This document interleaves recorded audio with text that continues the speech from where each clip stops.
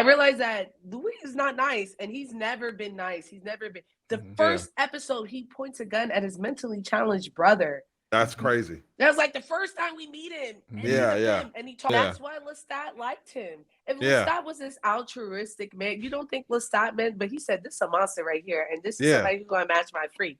Because, yo, that's what he said. Somebody gonna match my freak.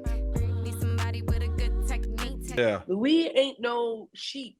Yeah, like, no, he's not. He's a wolf. He's a wolf. Yeah. You see that when Lestat tells his side, right? He was a fucking pimp. You know what I mean? And I think he is trying, even though he experiences what it means to be like a black man under a racist Jim Crow South, right?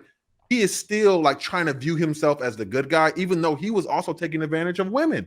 You know what I mean? Unbeknownst, and you know what I'm saying? And it's like you was never this good guy that you think you are, but he's almost like trying to control it and tell it as if he was. It's a weird thing for him to be like, oh, like I'm trying to remain human and be vegan and shit. Like, nah, dog. Like, you've been a monster from the jump. Let's start read you from the jump, bro. Like, you've been really about that. And then he took advantage of black women, which is including Claudia, right? He had no choice in being turned. For sure. He also like said, this is it. Because at the end of the day, Louis was dehumanized and he was treated as less than because he was a black man. But there is one group who was below him, which was black women. And so he enacted that power over those black women. Exactly. And I feel like there's a sort of dehumanization that comes with like being black a lot of the time, where people don't see you as a human, like as a fully fledged whatever.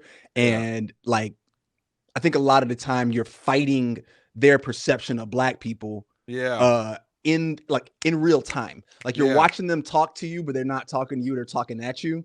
And I know for me, like, especially with like other things that have happened, I think when I don't know, it's hard to say, like when you get more educated, you're a little smarter, you're a little more well-versed in things. It's hard to not like just unload on people in real time when you're like, hold up, man, do you know what the fuck you doing?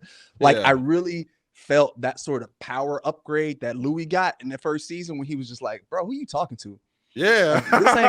Colors only, nigga. Facts. You know what I mean? Interaction with Lestat. That's why he was like, don't call me fledgling. Like he was sure to establish these boundaries and push for autonomy with everyone he's interacting with. And I think, you know, I initially read him as like this perpetual victim who everyone was shitting on. And rewatching season 1, because I rewatched season 1 after watching season 2, I realized that Louis is not nice, and he's never been nice. He's never been. The first episode, he points a gun at his mentally challenged brother. That's crazy. That was like the first time we meet him. And and he talks about it like, I take advantage of women. I'm doing all this stuff, yada, yada, yada. And everyone doesn't like him. His sisters don't like him. Like, people who he interacts with. And that's what the guy from the Talamasca was talking about. Like, Louis ain't no sheep. Yeah, like, no, he's not. He's a wolf. He's a wolf. Yeah. You see that when Lestat tells his side, right? Yeah. He's always talking big. And I'm not excusing what Lestat did. Like, I was talking to my friend and they were like, oh, well, he dropped him from that height knowing he wouldn't die. I was like, if your man slapped the shit out of you, knowing you wasn't going to die, is that not still abuse? Are you not still saying like... Yeah. And it didn't matter that he wasn't trying to kill him. He still was like, I need to enact violence to get you to do this. But it did paint things when one, Louis was like, I'll kill you right now. He was threatening his life. Yeah. But two, that is the way that they kind of settle things amongst themselves. It's through violence. And so, I don't know. It's very toxic ass relationship. Yeah, and neither of these niggas are squeaky clean. I think you said it perfectly when you said that Louis was not a sheep. He was a fucking pimp. You know what I mean? And I think he is trying, even though he experiences what it means to be like a black man under a racist Jim Crow South, right? He is still like trying to view himself as the good guy, even though he was also taking advantage of women. You know what I mean? Unbeknownst, and you know what I'm saying? And it's like you was never this good guy that you think you are, but he's almost like trying to control it and tell it as if he was. You know what I'm saying? Yo, Goof, like wait, what if like, because I feel like, what if it feels like, because he feels like he was, everything that Louis was doing at the beginning of the show was very much like disconnected from a type of humanity, right? Like he's like, he's kind of like, I feel like a lot of his journey and being a vampire was him trying to be able to say, all right, I got space to actually discover the humanity that I never got a chance to actually experience. And it's Mm. like you're beyond that now. Like you're on some other shit now. Yeah. And now you're like, well, you know, maybe I got some time to actually. And it's like, dog, you never worked that muscle. And so it's a weird thing for him to be like, oh, like I'm trying to remain human and be vegan and shit. Like, nah, dog, like you've been a monster from the jump. Lestat read you from the jump, bro. Like you've been really about that shit. That's why Lestat liked him. If Lestat was this altruistic man, you don't think Lestat meant, but he said, this is a monster right here, and this is somebody who's going to match my freak. Because, yo, that's what he said. Is somebody going to match my freak? Need somebody with a good technique. That's facts. Yeah. He could read his deepest thoughts at the time, and he said, this is it. Because at the end of the day, Louis was dehumanized, and he was treated as less than because he was a black man. But there is one group who was below him, which was black women. And so he enacted that power over those black women. Exactly. And that's when I was like, you know what? Once I look back and was like, oh yeah, he's a pimp. All that talking about I'm a victim, it's so hard for a black man. I'm like, but when you get a little bit of power, right? You look flex what you do. That muscle. Yeah, exactly. You do it. Yeah. It's not just that he took advantage of black women, which is including Claudia, right? Yeah. Who had no choice in being turned. For sure. He also chooses to like be on top, right? To be different, to try to be othered. And he put black women who were disenfranchised and put them in a situation where they would be even worse. Yeah. And that's terrible. Yeah, and I don't think it's intentionally. Maybe I'm wrong. I don't think it's like on the nose. Like, because my experience with the prostitute was like, I wouldn't say that she was like a happy person, but it didn't paint it in the light like this is so horrible. But it is ultimately horrible, and it shows you. He was telling us about her. Yeah, and it shows you like at different levels, like Louis, Lestat, at different levels of privilege, it blinds you to the existence and the pain of other people around you. You know what I mean? Yeah. And when you're in a position of privilege, oftentimes, no matter who you are, you tend to exercise, your power over those people, regardless. If it even happens to you, and this is like something I get into with a lot of, I love my black men, but a lot of times I get into this with black men a lot because like they don't understand their position of, yes, you are also disenfranchised by, white supremacy, but you also have this same position over women that you continue to flex and act as if there is no power differential in society. You know what I'm saying? Yeah. And it's like we need to see this because this is stopping us from unpacking the whole thing. You know what I'm saying? Because you have privilege that you don't understand. You know what I mean? Yeah, constantly. I don't know. Like I'm married. Like I fucking literally every single day. I'm like, damn, I didn't even. My wife would be on calls at work, and like I'm not even proud of this shit. But like when we were younger, right? We've been together for a long time, like 13 years. When we were younger, I remember she'd be like, "Oh man, people like talking over me and shit in meetings," and I'm like, on some day one therapy, toxic positivity bullshit. Well, I don't know, babe. Like maybe he had a good reason. I don't know. Like I don't know. Maybe he didn't.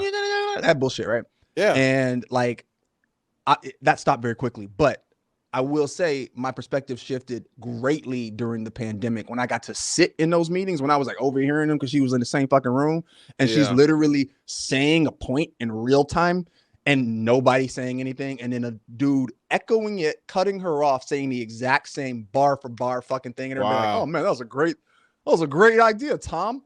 Yeah, that's fucking. And I'm just like, nigga, what the fuck just happened? Like that's wild, bro. Yeah, sorry. Yeah. I'm just don't apologize. I appreciate you for sharing it, and I want this to be a podcast where we bring up these issues. You know what I'm saying? Because it is a real life thing, and it fucking sucks, bro. And it's like you don't know what you don't know, and you can only do better when you know better. But it's like sometimes niggas don't want to know better because they're putting their own pain before everything else. You know what I'm saying? And I can say that as a man. I'm man enough to admit that I've also been in those situations and maybe not been the most supportive, person I could be, to a woman. You know what I'm saying? And it's like I've learned from those mistakes, and now obviously I can speak differently because I know differently. You know what I'm saying? And I know there's a path, but I think it is our job as men to kind of create that path for other men to kind of walk along and understand that there is space to grow and change and be a different and be a fucking good ally, bro. You feel me?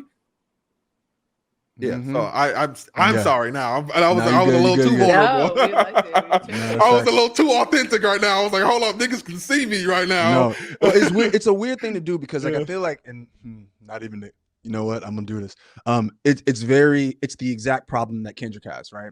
Yeah. It's the problem that it's the problem that every artist has. And because I felt the uncomfortability of you talking and also me talking is like the challenge is like, hey, here's a lesson that I failed at, right? Here's something that I failed at, and here's how I improved on that thing. The temptation is to go, did it, healed. All right, going to France. I'm a new person. And that is not the fucking case. I'm gonna do some dumb shit tomorrow.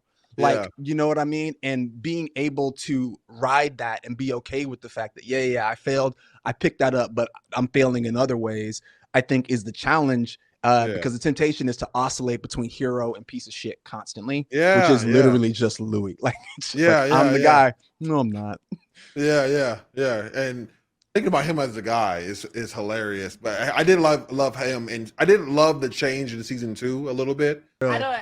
If you watch my recaps of season 2, you could see my whole journey where I'm like, Louis, and that's the thing I love is that all of them are manipulative. All of them are terrible, and so it's hard to pinpoint who's the victim, and it comes down to who you really like. You know, Armand had no allegiance to Claudia. She's an abomination in his head, and the murderer. Let's not forget she not like this innocent vegan vampire. And he was talking to his nuts. He was talking to his nuts for a while. And he was breaking laws and shit. No. At that dinner where Claudia came back, I'm sure he decided for sure. And before that dinner, he was probably still talking to him like he was some hoe. He was like, don't give him compliments. His head's going to get big. And then I did not like the way Louis was talking to him. And we see that they're like, I don't know. They're both mutually destructive and terrible. I think what we perceive as like terrible for them, because they are gods, they are immortal, they are given a second life of sorts. That has to be recalibrated for their lifestyle and how they interact with each other. For sure. The morality that shows up, the amorality that happens over the course of eons is something that they all explore, especially like he's like, yo, these are our food.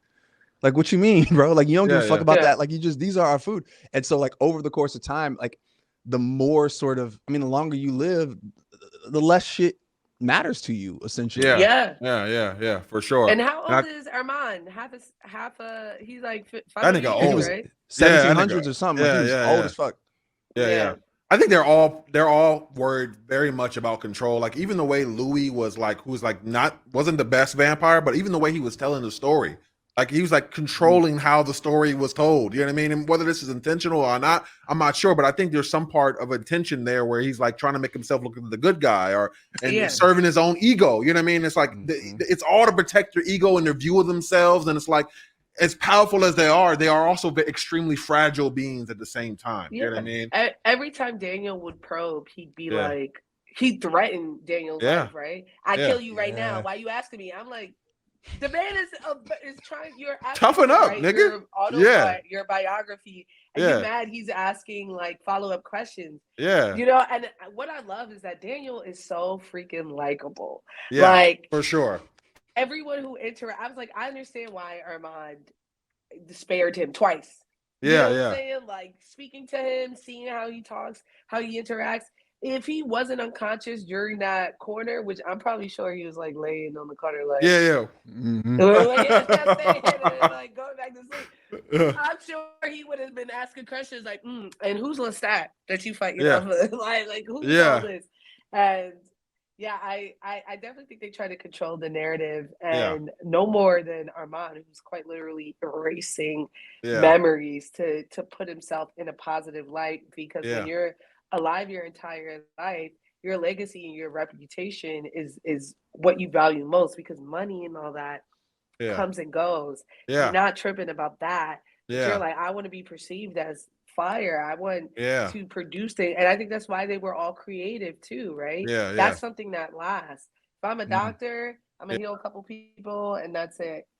But if I create something, if I can create music, if I do this stuff, I can create a vampire, and he loves vampire. Me. And he's everlasting. Yeah. And I think in that way, Lestat was trying to use Louis to like love himself in the way that maybe he couldn't love himself. You know what I mean? I think there's a lot of trauma with Lestat for sure. You know what I mean? And like, I think that he almost wanted like Louis. I think I said this earlier that he wanted Louis to like worship him. You know what I mean? And like, he hated the fact that like Louis was his own person, and he tried to eradicate any version of that past self, like where Louis was attached to his humanity, his blackness. He tried to like just downplay it and not feed into that, even though he could see that, you know, that Louis, this was very important to Louis, but it didn't matter what was important to him because Lestat's relationship with Louis was more about Lestat than it was about Louis at times. You know what I'm saying? And as I sit here on the editing room floor, I believe it is 7 a.m. 7:40 exactly. I miss a vital connection in this video that I felt like I had to add in. In the same way that Lestat was using Louis to fill a void in his life, Louis was also using Claudia in that same way.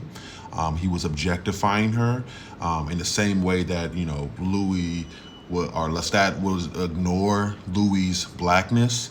I also think that Louis would ignore the problems that that Claudia ultimately faced, you know, as being a prepubescent vampire. You know what I mean? And I think that he wasn't really ready to deal with the fullness of who she was as a person because she was always meant to fulfill that void for him.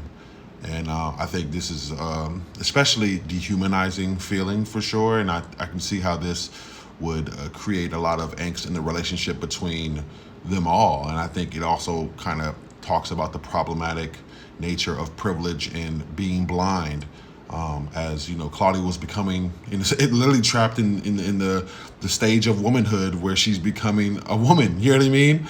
And she has various problems, you know. And as a black man, I can see Louis being blind to that in the same way that Lestat is blind to what it means to be a black man, and you know, their conditions and their environment. You know.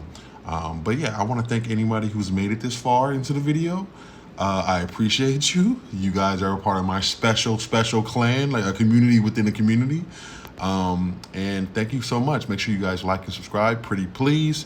And you can put down in the comment section, we are the Mindful Blerd. We are the Mindful Blerd in the comment, and nobody else will get it but the people who saw this part in the video. We are the Mindful Blerd. But yeah, thank you guys so much again, and subscribe or Mindful Blerd on all socials if you guys are interested in that. But yeah, I'll leave you back where we were. At least from our perspective of the story that was told, you know what I mean? And at least from our perspective of the story that was told, you know what I mean? And how much of that is the true is yet to see, you know. But I think that's a beautiful part of the story, though. You know what I mean? And I think that even like when Louis got so angry that the white people fucked him over, you know what I mean? And he reacted in such a angry way, you know, and literally fucking killed the dude. By the way, do y'all think that was justified? What do y'all think about that? Do y'all think he should have clapped that back like that, or what do y'all think? I think that that's in line with what it means to be a vampire, and I think that's a moment where Louis once again forgot where he was, and what it did, because the repercussions was a town of people were killed and white rage, white backlash. You know what I'm saying? And he knows it. Yeah. Just like he put up that sign talking about colors only, and then went in the back and kissed Lestat.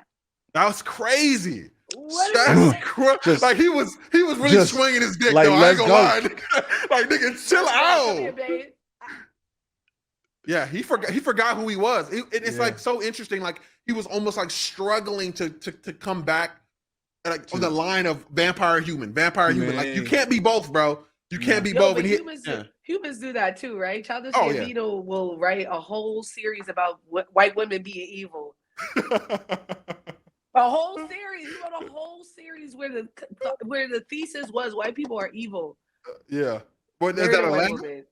Atlanta. Oh, I haven't watched all that one. That's crazy. That's insane. You can watch any episode in Atlanta. They're showing that white women are evil. As someone who is born in Atlanta and raised in Atlanta, I'm really offended that you ain't seen that shit. I'm gonna be honest with you right now. Oh, my fault. Kind of crazy. Wait, my fault. We being real is anti-black. I'm not gonna hold you. Not gonna hold you. All right, next episode, Atlanta, nigga. No, we need a whole